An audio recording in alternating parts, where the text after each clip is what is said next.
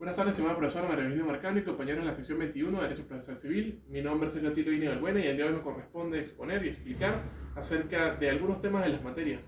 Introducción al Derecho Procesal Civil, la cual también lleva por nombre la teoría del proceso, y sobre la materia Derecho Procesal Civil 1, en concreto respecto a esta materia, el procedimiento ordinario. Con respecto a la primera de las materias, que es Introducción al Derecho Procesal Civil, se nos pidió que investigáramos, explicáramos y desarrolláramos cuatro temas en concreto, que son el de la acción, la jurisdicción, el proceso y la competencia. Para empezar mi exposición, considero oportuno explicar la denominada teoría, o mejor dicho, trilogía del derecho procesal civil. Y se puede decir que la trilogía del derecho procesal civil está compuesta por tres pilares fundamentales. Estos tres pilares se relacionan y se complementan el uno al otro, y por lo tanto deben ser estudiados en todo momento de manera conjunta y en ningún caso de forma separada, ya que la unión de estos tres da origen a la denominada unidad del proceso y también al derecho procesal como tal. Estos tres pilares son la acción, la jurisdicción y el proceso.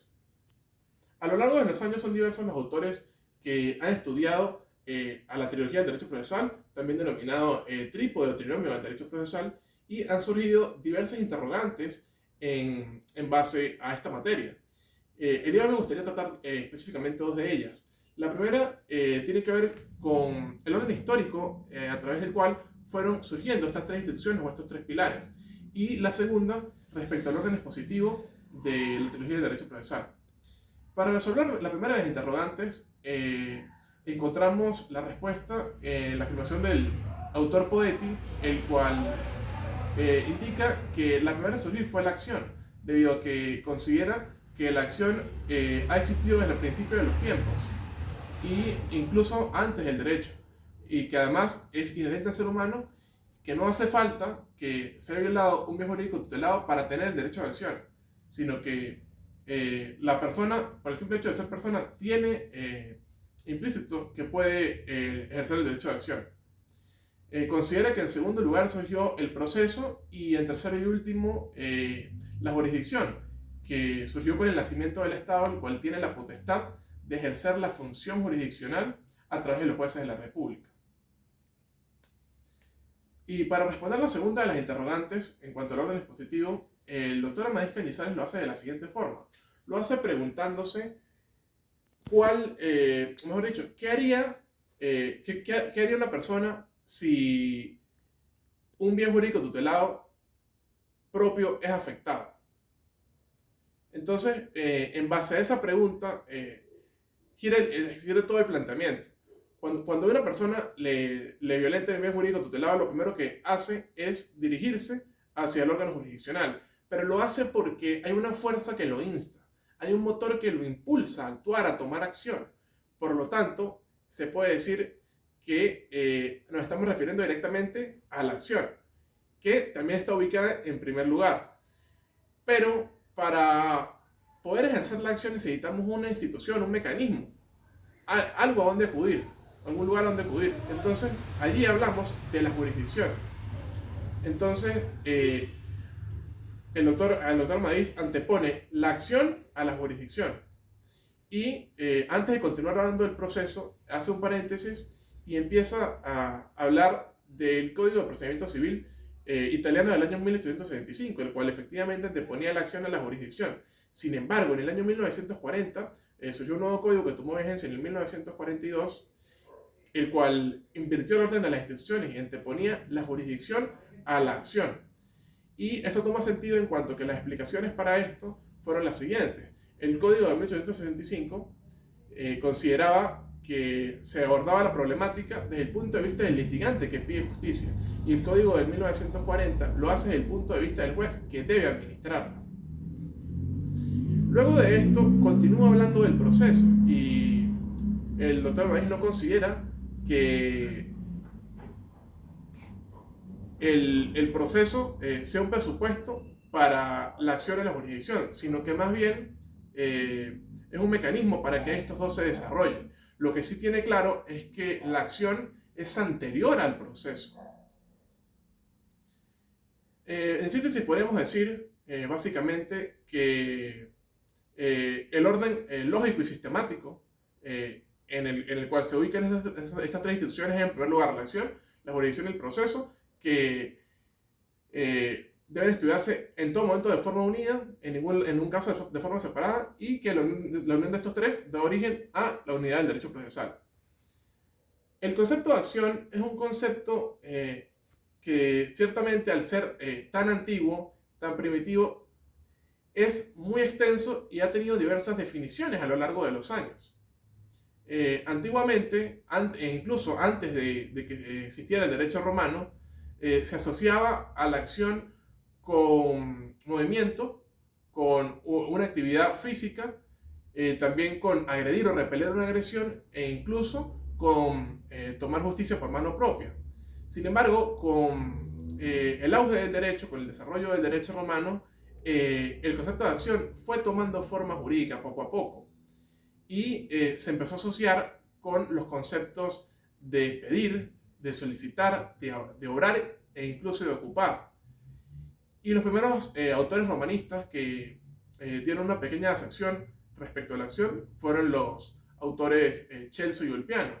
Estos autores romanistas definieron a la acción en aquel momento como el derecho que tiene una persona de solicitar en juicio aquello que se nos debe. En base a esto, en base a esta primera acepción del derecho romano, autores como Goldsmith, Chiovenda, Carneluti y otros más han aportado nuevas definiciones de acción, tomando como precedente esa definición. Pero antes de entrar en una definición actual de acción, jurisdicción y proceso, considero que es importante aclarar que hay diversos conceptos que, por estar tan ligados al concepto de acción, pueden llegar a confundirse con el de acción. Sin embargo, es importante establecer que no son lo mismo. El primero de estos conceptos es el de pretensión, el segundo es el de demanda y el tercero es el de titularidad. Podemos decir que la pretensión está contenida en la demanda y que además es el petitorio concreto que realiza el demandante. Por lo tanto, no es lo mismo que la acción. Por lo que acabo de decir, la acción es la fuerza, el motor que impulsa a la persona a poner en movimiento al órgano jurisdiccional. Y la demanda tampoco es la acción. La acción, la demanda es el instrumento que contiene la pretensión y además también es el instrumento que da inicio al procedimiento. En cuanto a la titularidad, se puede decir que esta la tienen todas las personas, bien sean naturales o jurídicas, y que el destinatario de esta es el Estado. En cuanto a un concepto actual, se puede decir que el concepto que dio el maestro Goldsmith sigue vigente. El maestro Goldsmith considera que la acción es un derecho subjetivo de carácter concreto que tiene por objeto obtener una resolución favorable, además de que considera que es independiente, es autónomo y sobre todo es anterior al proceso. Con respecto al concepto de jurisprudencia, de jurisdicción, el autor Amadís Cañizales nos da el siguiente concepto. Él considera que la jurisdicción es la actividad del Estado referida, o mejor dicho, dirigida a la función pública de administrar justicia a través de la creación y aplicación de normas que estén dirigidas a la composición de un proceso en el cual intervienen el juez, intervienen también las partes y los terceros interesados, para que de esta forma se pueda garantizar que las sentencias o decisiones que surjan de allí estén totalmente adecuadas a derecho. Y en último término tenemos el concepto de proceso, que lo da el profesor de la Universidad de Santa María Romaniello. Él considera que el proceso es una serie de actos que se desarrollan o se desenvuelven consecutivamente y que tienen o progresivamente, y que tienen como finalidad obtener una resolución mediante un juicio, mejor dicho, la resolución de una controversia mediante un juicio. En base a la competencia hay que tener mucho cuidado al definirla y también debemos aclarar que es un concepto que al estar tan íntimamente ligado al de jurisdicción es comúnmente confundido y vale la pena delimitarlos y explicar la diferencia entre los dos. Como ya hemos dicho, la jurisdicción es la potestad que tiene el Estado para administrar justicia a través de los jueces de la República. Pero entonces la competencia sería la medida de esa potestad que tienen los jueces para conocer acerca de un tema concreto. Entonces, podríamos afirmar que la jurisdicción es, en cierto modo, el género y la competencia es la especie. En cuanto a que todos y cada uno de los jueces tienen jurisdicción, pero no todos tienen competencia. Distribución de la competencia. Hay tres factores que pueden determinar la competencia, que son la materia, la cuantía y el territorio. La competencia por la materia viene dado por la naturaleza de aquello que está sometido a juicio, de aquello que se discute, y además de las disposiciones legales que las regulan. En cuanto a la competencia por la cuantía, se puede decir que esta viene dada por la valoración económica, por la estimación que hace el demandante en su demanda respecto a lo que pretende. Y por último lugar, en relación a la competencia por el territorio, esta viene dada por tres factores fundamentales, que son los siguientes. En primer lugar, tenemos la sede del tribunal. En segundo lugar, el domicilio de las partes. En concreto se suele hacer referencia y énfasis en el domicilio del demandado. Y por último lugar, el objeto de la controversia, que puede ser un bien mueble, un bien inmueble o incluso un derecho real. Respecto al procedimiento civil ordinario, podemos decir que de conformidad con el artículo 339 del Código de Procedimiento Civil, el procedimiento ordinario comenzará en todo momento con una demanda, la cual podrá ser presentada a cualquier día y hora ante el secretario del tribunal o ante el juez. Dicha demanda deberá contener los fundamentos de hecho, los fundamentos de derecho, las pretensiones del demandante y la petición clara y concreta de lo que se reclama. El artículo 340 del Código de Procedimiento Civil establece cuáles son los requisitos de forma que debe contener la demanda.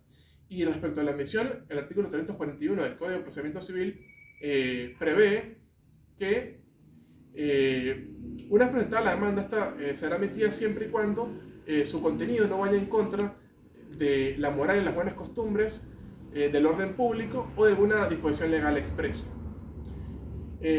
Citación. El artículo 342 del Código de Procedimiento Civil indica que el tribunal ordenará compulsar por secretaría tantas copias como partes demandadas haya. Y respecto a la entrega de la compulsa, la copia o las copias del libelo de la demanda con orden de comparecencia serán entregadas al alguacil del tribunal para que sea este quien se encargue de realizar la citación. En cuanto a la constitución de la demanda, el artículo 359 y 360 son más que claros, estableciendo que la constitución de la demanda deberá realizarse de forma escrita y ser anexada al expediente, además de que deberá realizarse entre los 20 días siguientes a la citación del demandado. Con respecto al lapso probatorio, el Código de Procedimiento Civil lo que establece es que al día siguiente del vencimiento del emplazamiento para la contestación de la demanda, si no se hubiera llegado a conciliación o al convenimiento del demandado, quedará el lapso abierto a pruebas sin necesidad de decreto o providencia del juez. En cuanto a la aprobación y evacuación de pruebas, si el asunto no debiera resolverse sin pruebas, el lapso para la aprobación será de 15 días y para la evacuación será de 30 días. En cuanto a los informes, se puede decir que esta es la última oportunidad procesal que tienen las partes para de viva voz poder argumentar sobre todo aquello que alegaron y que consta ya en autos. En cuanto a la sentencia, podemos decir que una vez que se hayan presentado los informes y se hayan cumplido con los autos para mejor proveer o se haya vencido el plazo para el cumplimiento de estos, se procederá a a dictar sentencia en un lapso de 30 días para las sentencias interlocutorias y en un lapso de 60 días para las sentencias definitivas. Y en cuanto a la ejecución de la sentencia, a petición de parte interesada, el tribunal realizará un decreto ordenatorio de ejecución que tendrá un lapso de mínimo de 3 días y un lapso máximo de 10 días, en el cual la parte demandada deberá voluntariamente dar cumplimiento al dispositivo del fallo de la sentencia. Y si no lo hiciere, es decir, que si llega a cumplir este lapso y la parte demandada no cumple, sencillamente se procederá a la ejecución forzosa de la sentencia. Muchas gracias por la atención prestada.